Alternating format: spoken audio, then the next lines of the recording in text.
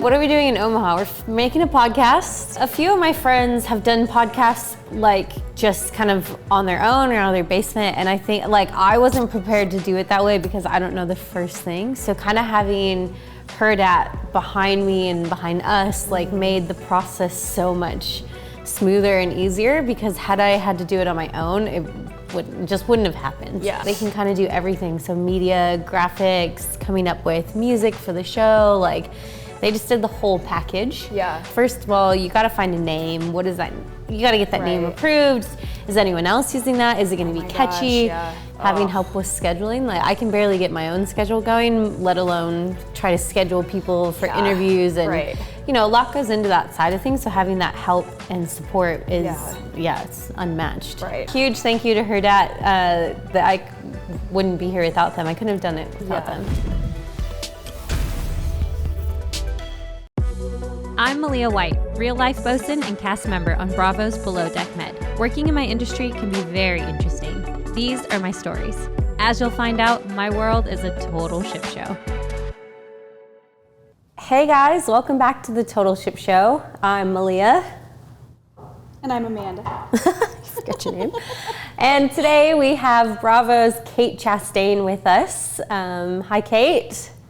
Hey guys, thanks for having me. Yeah, thanks for being here. So we're just gonna dive right in because Kate and I have met once, very briefly, right, in Fort Lauderdale.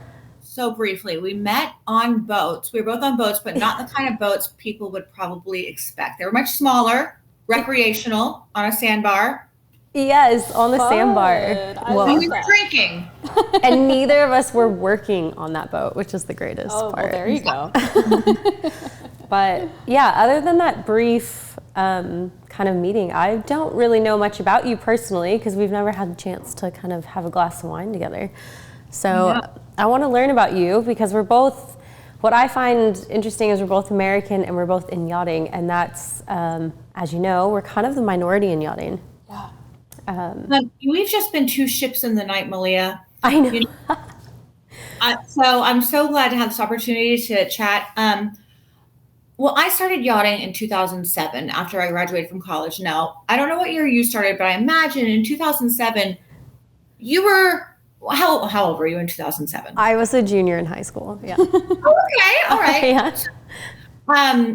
When I started, there were Americans, I guess, I don't know. I don't think it's weird that I'm an American. I think it's weird that I didn't really like working. That when I started yachting, like I didn't understand. I had no idea what I was getting into. And the first boat I joined was a 189-foot expedition. It's the coolest boat ever. Amazing. And it was docked at Pier 66, right there in front of the Pelican Bar. And the owners didn't visit for 4 months because it was undergoing a refit. So I thought that was yachting. I thought yachting was living on a large yacht with like 17 crew, most of them like hot Australian or South African guys, and like just partying and like going wakeboarding at 5 and then going to Fort Lauderdale bars after work. Yes. So I feel like I needed that first boat, because if my first boat had been anything like what real yachting is, I don't think I would have made it. Yeah. That is That's so fair. funny. So aside from the hot Australians, what was the reason for getting into yachting in the first place? That's a great question, Amanda. When I graduated from college, I think I had what many people face, a quarter-life crisis. I actually feel like the quarter-life crisis is a bigger deal than the midlife crisis, because at a midlife crisis, you're just dealing with the decisions you've already made.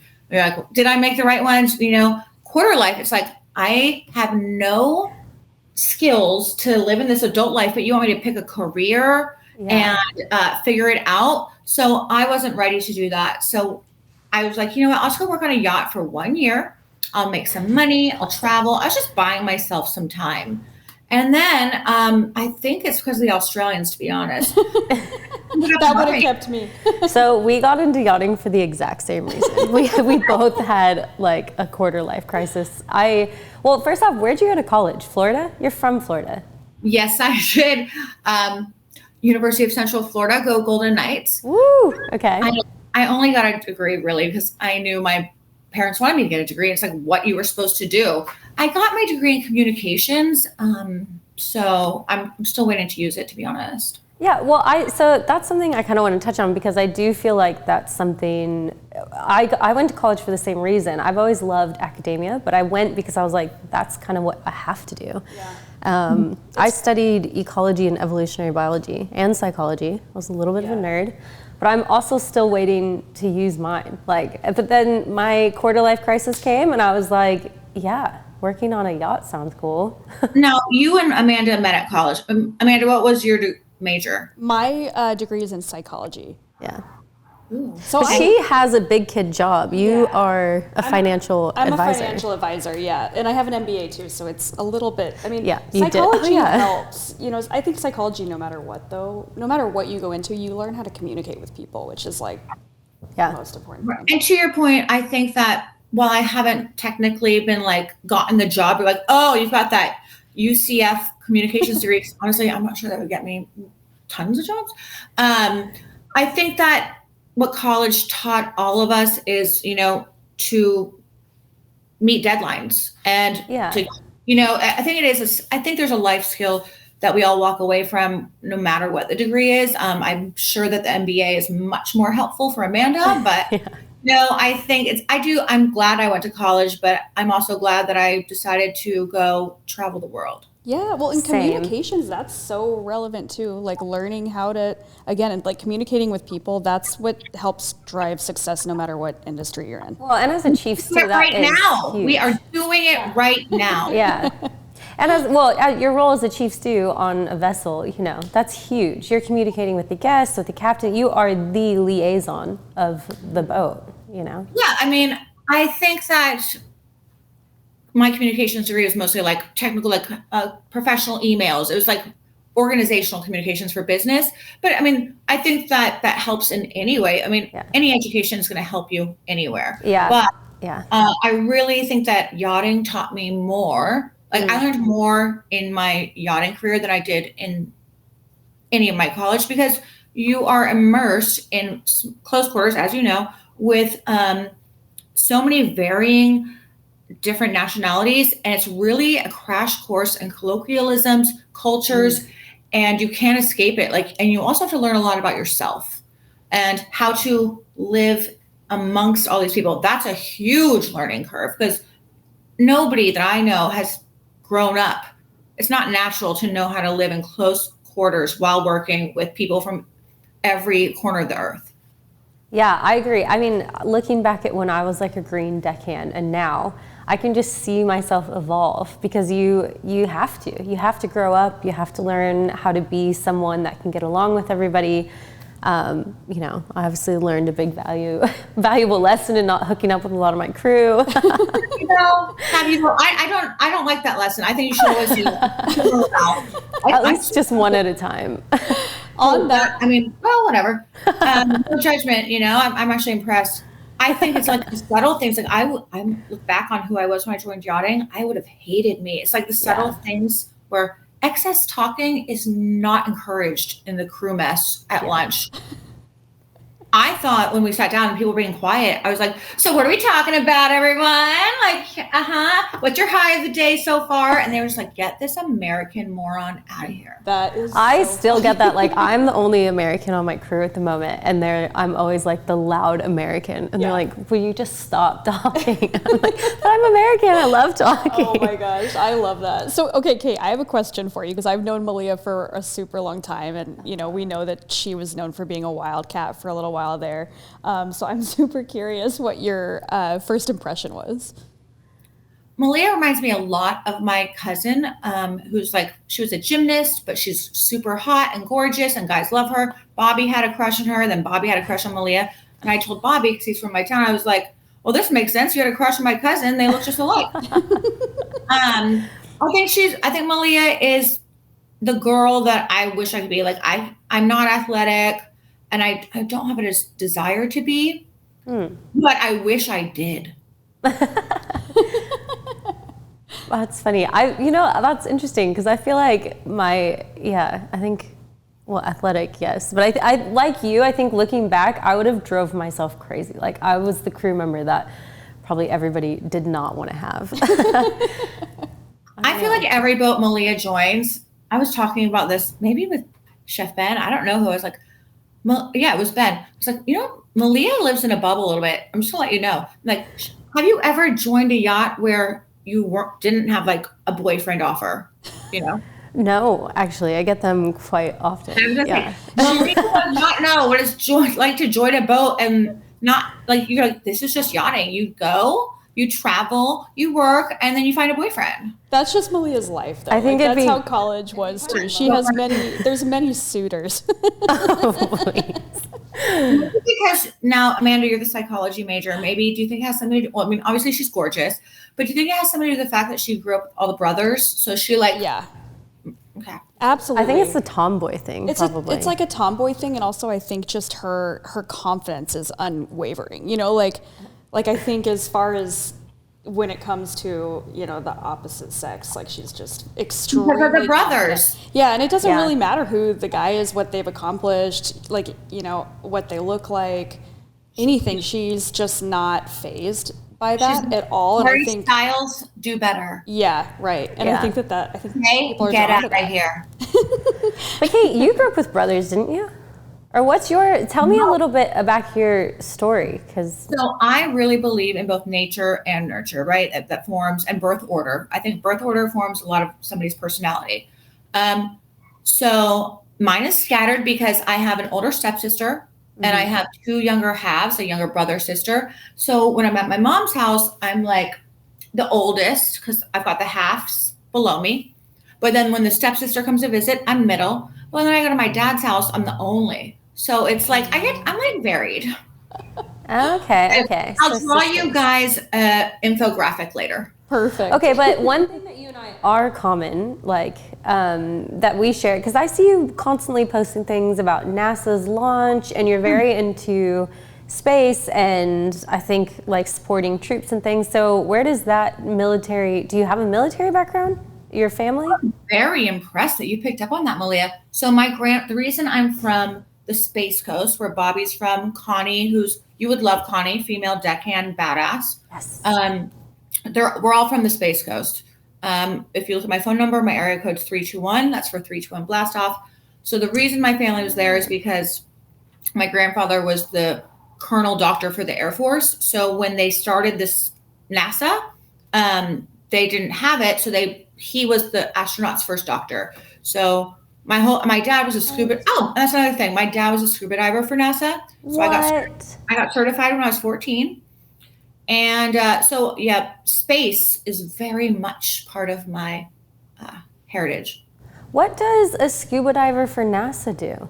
What does he? Okay, so when the space shuttle would go off, they had solid rocket boosters that are 120 feet long, filled with gas, and that causes the explosion that launches the space shuttle. Once it gets to the sound barrier, you guys didn't know you were getting a science lesson today. No, I love this. Like, I love you, Kate, but I might need your dad on the show. Oh, he's so cool. I think he would love to have you as a daughter, because I wanted a cheerleader, but he's like, we're going scuba diving. I was like, oh. So once those boosters fall off, they land in the Atlantic Ocean. So there was a recovery team that worked on like a 200 something foot boat. There's two of them, and they would go out and they'd be out waiting for the boosters to land in the ocean, and they would scuba dive down and put a big plug in the bottom of these 120 foot boosters and tow them back to the Cape. That's awesome. Whoa. That seems like, well, first off, it seems so dangerous, but like so badass. It is, yeah. Wow, that's amazing. That's so your dad, really cool. he doesn't still do that, I'm guessing, because. No, he's retired, but he did it for a long time. Like, take your daughter to work day, I was in a decompression chamber. This is so cool. Like, I'm totally nerding out about this. Like, I know you are, but I don't know if Amanda's like, what does that mean? No, okay. I actually briefly dated a guy who was the aeronautical engineer who built the boosters for ULA, and I have a lot of friends who work for like different branches of SpaceX, Blue Origin. your sister does some of this too. She actually doesn't, but I mean, Colorado has a lot. Like, they're building a new SpaceX office in Denver, and it's like a lot of people that we went to college with. I didn't know there was offices in Denver or bases in Denver for this, but it's just so exciting because the space program, NASA ended, 10 years ago and change, whatever. And for our town, it's kind of like Detroit when like Ford, I think that's right, when Ford shut down. Like it's kind of like was what our community was built on. Oh, yeah. So now that SpaceX and Blue Origin and Virgin Galactic, they're kind of like breathing new life into our area. I mean, and it's very exciting also that we're continuing this exploration, especially Malia, to bring it full circle as yachties. We want to explore. And I think, are we just giving up on space? I'm so happy that it's happening again. Well, I mean, you said your first boat was an expedition. I think that for me is like the dream, is to be on an expedition vessel that has a submarine. Because as much as like space and below the surface, like, I just want to explore. Yeah. I mean, question for someone who wouldn't know that. Like, what is an expedition vessel? What does that mean? Yeah, I mean, they're basically designed to go to the places in the world that are difficult to get to. So like, for example, they go to the Arctic Circle, they have icebreakers on the front so they can cut through the ice, they can store a bunch of fuel. They typically look more industrial, more badass. Wow. I don't know, what do you think, Kate? Words out of my mouth. I was gonna say ice crushing steel hull. Yeah. And they're just not like this poofy little white and shiny boat. They're like, we are a badass. We're playing Red Hot Chili Peppers and we're going places you can't go and we're just cooler and better. Which is like, so, and I think Kate can speak to this, but there's yachting, there seems to be two sides to it. So there are these boats that are very much like, we call them the milk run. They do the Caribbean and the med season, and they're all about who can be seen and the parties and the white glove boats. But then there's other boats that are just, they go. Like I was on one that we just went to the South Pacific and we were going to these tiny little islands and we were staying out in the middle of nowhere. And that's kind of the other side when you get owners that just want to go explore, and it's awesome. Is it ever like scientists like on these types of boats that you guys would work on, or? There are those boats, and I mean, Malia probably with her ecology or marine biology major in your scuba diving, like that sounds like something that you probably have done or would do. For me, also, I was there to make money, Yeah. So you're not going to make as much money on those boats. And to your point, Malia, there is like all these different, that's why yachting was so great. If you got tired of doing the milk run, charter, go to the South Pacific, go to Galapagos, chill out for a while. Yes, you'll have live aboard owners, but they're probably cool too. But it's just, there's so many different ways. If you get tired of this boat, jump on another one, do a different vibe.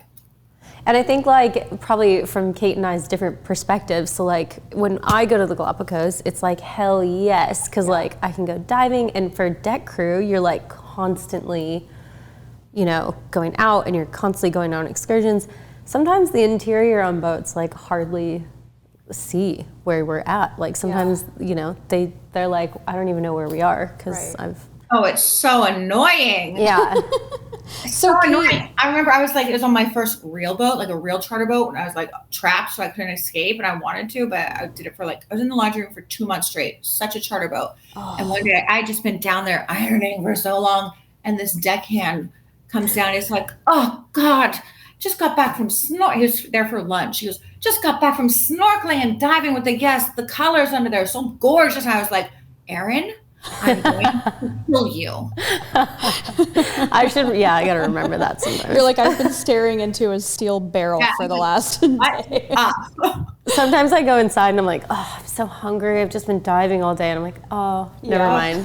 What a life. I don't want to get murdered. That poor third stew is just there, working so hard. She's like putting a slice in my uniform. Oh my gosh. You're right. That's true. Yeah. Kate, what is your favorite thing about yachting in that industry? Really the people, both, mostly the crew. Like I've met my favorite people. They're all well-traveled for the most part if they've been in it long enough. They're well-traveled and they know how, they're polite because they know how to live in close quarters. They've got money. So when you go out, you don't you don't look at the receipt. Like my drink, I was like, I'll buy this round. Like they're fun, they're adventurous, and they're usually pretty hot. Back to the hot. I love it. But I think, and that's classic. Like you're right. Like you make such good friends because they're all kind of in the same mindset, and every yachty is just like, yes, I want to go out. I want to have fun. Yeah. And it's Well, and also you're always in a different port, right? So you get real good at making friends. You're not like, sometimes like when you're just living in a city, people get snobby. There's no time for that in yachting. You're like, you pull up next to the yacht, like, I don't know you, but we're about to be best friends. Yeah. yeah. Right. Well, and I mean, you guys, when you're on charter, it's not like you can drink. So you guys probably have to go sometimes, like a really long time. So when you do get that opportunity to go out, you're like, okay, Liz. let's go. Yeah. It's fun. You make a lot of friends. Yeah. Yeah, you party. I mean, some of the best parties are yacht parties. I can End of the only season imagine. closer parties, Yeah. like they're the best. But so what about, actually, I have a question for you, Kate. Did you always want to be a stew, or did you ever think about being on deck? No, I never, ever wanted to be on deck. Really? And I wish I had that in me. But when I joined yachting, before I really knew what to expect, I was like, I'm going to wear aviator sunglasses. I think I'm going to have like a silk scarf. Like, I'm not a huge fan of manual labor, sweating, heavy lifting. That's but fun. it's something I've kind of wondered. Like, I'm not sure who has the more difficult job, because y'all have heavy lifting and like danger, but ours is like drawn out for a long time. It's like a long, slow torture. Yeah. I would say hands down, well, the chef probably. I feel so bad for chefs because they have to stand in that galley all day. But dude, they have to stand, well, good point. They're always standing, by the way. Yeah. Yeah, I don't know. I'd say stews probably have the most difficult job, honestly. I'm just saying, between deck and interior, I think they're both difficult for their own reasons, but I'm more suited to like the slow burn. Like, I can't do the heavy manual labor, sweating, lifting. It's just, and then also the sweating. Right. Yeah, well, and also like a thing about deck is if the guests are super annoying, like if you just can't stand them, you can get away from them. Like I can jump underwater, I can just tag out with one of the other deck crew. Interior, you like constantly have to be on the ball. And you have to be providing true like white glove service to them. If I had your job, I would freak. I'd be like, get out of my face. You would do exactly what I do, both of y'all, because psychology. And you would figure it out. Yeah. You would find ways to hide. So you were in 2007. So what do you think? Because obviously I've not been in the game as long as you have, and I don't really know what the industry is like. So what do you think? How do you think the industry's changed since then? I don't really know, but I have to give you a compliment here, Malia, because you have not been in the game that long. Because you were doing dive boats in Hawaii or something, right? Yeah. You worked so hard since we've been friends on Instagram. You climbed the ranks so fast. You worked your ass off. Thank you. Thanks. Time. I mean, it's really quite incredible. How it's changed, I don't think it's changed that much. I mean, at the end of the day, you're stuck in a boat, you're working. Yeah. I really think that, and also I haven't worked in real yachting in quite a long time. So, and you're done with it now, right? So what are you officially doing now? Can I ask? Right. So I invest in a lot of crypto. Nice. Here's the thing with yachting. You're not supposed, especially if you're interior, and this is another reason I wish I'd done exterior. Exterior, you can keep going. Like, you could be a captain, and that's a great place to end up. Yeah. For interior, really the only ultimate position is purser, and we all know what that means. That just means you are married to the captain. What is that? I don't even know what that is. I love that you just said that, because currently my purser is married to the captain. That's the truth. Like, it is funny because it's true. Yeah. So for me, like I did it, I only meant to do it for 1 year. I ended up doing it for 6. And then I had this other cool opportunity of being on TV come after that. And that was kind of like, people always said, like, if you do that reality show, your yachting career is over. I'm like, isn't that the point? Like, I can I get that in writing? Do you promise? So that's why I want to have that be my big blowout goodbye. And so it was, but also with yachting, and I think you'll agree, you're supposed to save your money. You make great money. Yep. And then you save it, and then you don't have to worry about things later. Yeah, I agree. So, and you see, that's, I guess, where we differ as well. Like, yours was the big blowout goodbye. Mine was your intro. Yeah, I had no clue, and then I got into it. And yeah, I do want to be a captain. So now I'm kind of back reeling and being like, hang on, I actually do want to be in the industry. Yeah. It's such a great industry, especially if you can work your way up to captain. Captains have it made. Holy moly. Yes, they do have it. I mean, like my captain right now. I mean, like chief officers even. So I'm taking my OOW at the end of the year to be a chief officer. That's incredible. Yeah. I have a question. Yeah. I'm a very good driver. Like I have a manual 6-speed sports. I'm a great driver. I think I could drive a boat. I feel like it's not that hard. I mean, the stress of it is hard, but like, here's why. I'm not insulting you, but hear me out. Okay. Like I feel like there's a lot of forgiveness time, right? It's floating. Yeah. You're going slow. Like, I feel like it's not like driving a race where you're like weaving out of traffic. Yeah, no, you are 100% right. And any captain will tell you, if they're being honest, any captain will tell you the easiest part of the job is driving the boat. For one, you've got fenders everywhere. Most boats these days have bow thrusters, some have stern thrusters, and you're right, you're going in very slow speed. It's easy. That's the easiest part. I feel like I could do that. Honestly, my biggest regret is not asking a captain to be like, just let me just give it a go. You stand right here, but I think I could be like, oh, so move it a little this way. It's like a big video game, like move it a little this way. You have time to like look at it and make a decision and correct it. Yeah, I think most accidents that happen at sea are actual like collisions, and it's because of ego, honestly, in the bridge or people not paying attention. So it's not actually driving the boat that's hard, it's keeping ego out of things, making sure you don't hit other ships, as crazy as that sounds. Okay, I'm going to put that on my bucket list. I'm going to find a yachty somewhere, maybe you, when you're a captain, be like, I've got my SCCW, you know? Yeah, I mean, when I'm captain, I'll have you on. I'll take you out. Awesome. Why don't we have Bobby just let us take one of his yachts out? Okay, all right, I'm doing that. Yeah, I'll start a little smaller. Captain Kate. I like it. Has a good sound to it. I mean, it does. Yeah. Did you have any other? What do you, Amanda? You know, I kind of have like a silly question, totally off the cuff. I love a silly question. Like, what is like a horror story that you have from your career in yachting? Ooh. Oh, I mean, personally, my first year, I was the horror story. Like there are everything I did was wrong. I was like on that very vintage. It was like a tugboat that had been restored. I thought I was polishing all these knobs in the main salon. I was working so hard. And what I've been doing was removing a very expensive finish. I was just a disaster. But I was shipwrecked once for 3 days. What? I'm going to tell you real quick, 60 seconds. 86-foot azimuth speedboat. I worked all summer on it in the Hamptons because they told me they were going to drop the boat at Nikki Beach in the, not Tortola, the other one that's Tortuga. No, anyways, Nikki Beach, somewhere in the Caribbean. Yeah.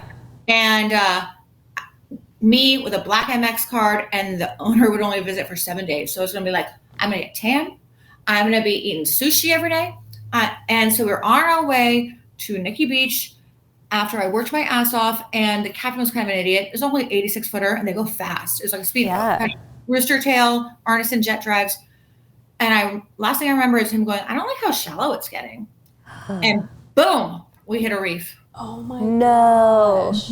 And then he was like, hands me a butter knife, and he goes, go down to the master stateroom, lift up the panel in the bathroom and tell me if we're taking on water. There's sirens and everything.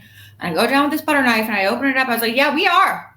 Oh so my gosh. We beached it on an island that only had goats on it. And he didn't want to call sea tow because he damaged a reef. And so he called his brother from Miami, who came down with a 32-foot sport fish to tow us back.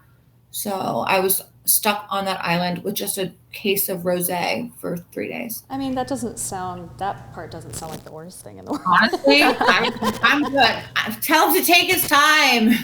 So you have been in an actual like emergency setting. That's crazy. Oh, well, here's what's funny, because we take that training course. I was like, okay, STCW training, let's go. Yeah. I got a waterproof bag. I got our passports. Nice. I got phone chargers. Why? I don't know. There was no. Yeah, where were you going to plug them in? I was like, I don't know what I was saying. I was like, we might probably need these. And then I went down I did what was the most important thing, Malia. I think you'll agree. I went down to my closet. You're like, I can't lose these shoes. Vince leather jacket. I love you, but you're just not practical. Oh my gosh. I had to choose. So yeah, you can say I'm a survivor. But you can, like, I mean, hopefully that never happens, but I love hearing these kind of stories because that's like the actual like sea stories, you know? Yeah. So his brother came down and towed you guys out? Yeah, he came down like this motley crew from Miami, like local Miami people. They brought expanding sea foam, shot it into the hole because we had a huge hole. Oh my we were sinking God. because we hit a big coral reef, and he has the remote control. So instead of going off the reef, I don't know why, he handed me the sat phone and said, call the owner, ask if he wants me to sink this thing for insurance. And then he hit the remote and went further across the coral reef, causing more damage to both the boat and the reef. I didn't actually call the owner. I was like, because that's not my fault. I'm not going to make that call. Like, hi, billionaire. Yeah, you also don't want to be, like, that's like insurance fraud. That too. Well, that was my main reason. So I was like, he didn't answer or like didn't pick it up. And also I had to go like pick out my outfits, you know. So it was just you and him? And it's some weirdo friend of his, yeah. Oh no, that sounds terrible. I would have taken all the good alcohol and just been like, peace out. Yeah. Oh, I did. Right.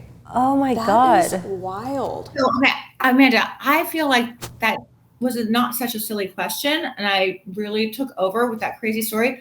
I want to know, would you ever join yachting? Would you ever just like, if Malia No, she would not. Just to know what it's like after we've told you all these fun stories. I know. You know what, Malia has, she's tried to talk me into it in the past, and I think like I'm so much more of a regimented person when it comes to my job and my career. You know, like I don't know. No, you're too much of a social, like Amanda could not go months at a time without going to like a happy hour or you were the most social person I know. Yeah, for sure. And I have 2 cats that I'm literally obsessed with. They will make it on every episode that we do of this podcast. And I could never Kate's be away a dog from person. them. I'm a dog person too, but my girls are my life. Well, here's the thing. I don't think you should do a month. No, because that's the hardest part. The emotional whiplash of like, so we're not done at 5. Like I'm still here.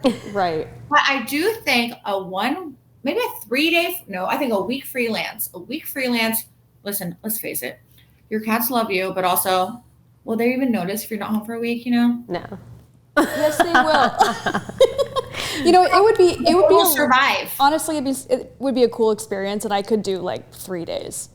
For sure. I think anyone that wants to go into yachting should try it for like a week first and just be like, this is what it's really like. I think I'd be good at 3 days. That's why they tell you have to put a full year on your resume when you start, because otherwise we all would quit. Right. Yeah, true. Like my first boat, I remember like one of the girls was putting tampons down the toilet and it backflowed the toilet, so there's diarrhea, like shit everywhere, like all over the shower, everything. And the captain's like, here's a shop vac. I was like, what's on my shit? I'm not shop vacuuming that. It's like, who do you call? Like you guys. Yeah, well, the engineer was like, I'm not doing that. Yeah. That happened on my first boat, but I was born without the sense of smell. I'm going to get it fixed. It's just a long story. So I already told them this. So I was on a stool in the engineer's cabin with a radio telling them when the shit water was going down. Like, yep, it's starting to go down. Hang on, you were born without the sense of smell? Yeah. Can you taste? I don't really know, you know. I think I just have a very deviated septum. But I might get the surgery. But if I do the surgery, I have to do a documentary because it's gonna be like I'm an infant at this age. Like, what is happening on my face? So I'd watch that documentary. So you I know, smell it but I'm not ready to live that documentary. It's like a lot. You can't smell it all. Never have been. No, but I didn't know until I was 14. I just thought everybody else was very dramatic. Wow. Well, you could share a cabin with Malia then and not have a problem with the rest of us. I was gonna say, yeah, I'm a pretty smelly person. So. That's probably why I got so far in yachting, to be honest. It's it's a skill. Wow. It's a super skill. That is real. That's an interesting fact. I actually didn't know that was possible, that someone could be born. It's called anosmia. Wow. That's so interesting. But like the surgery, like, would you want to learn? Would you want to smell it this late in the game, or would you be like, nah, I've gone this Because far? honestly, I know it's going to be amazing, and then I'm just going to feel bad for myself before this. I'm like, oh my God, she knows so much. Do you wear perfume? I do, but I don't know. I mean, like, I'm weighing it. I'm like, I hope I didn't put too much. Yeah. I almost wonder if you would have like crazy headaches or something like that if you got your sense of smell like this late. What if I hate my dog? What if I gain 500 pounds? Like, it's like, my life's pretty good. My life is good, Yeah. Well, guys, this has been so fun. Yeah, I think we've learned everything. Should we go to fan questions? Kate, it's been amazing having you. Bye, guys. Bye. Okay, so Malia, from Matt Kalin, do you like to sail or do you just stick with power boats? I have never sailed, as in like I've never sailed a boat. I've been out on sailing boats, but I've never been the one to sail it. So just sticking for power boats for now, but I would love to learn to sail. So if anyone would like to volunteer to teach me, that'd be great. There you go. Awesome. All right, so from Denny Bradley, is yachting easy to get into if one was in the Coast Guard? So if you served in the Coast Guard, if you've been in the Coast Guard, there's a good chance you'll be one step ahead of the game because you'll have probably some certificates. But it's the same. So the thing with yachting, the hardest part is getting your first job on a boat. Once you've gotten that job and once you've worked on one boat, then the rest is easy. Then it just keeps going from there. Yeah. And any tickets, any background in either the Coast Guard or hospitality or customer service, anything like that helps. Gotcha. Yeah, that's interesting. From Katie McGill, how many boats or vessels have you been on?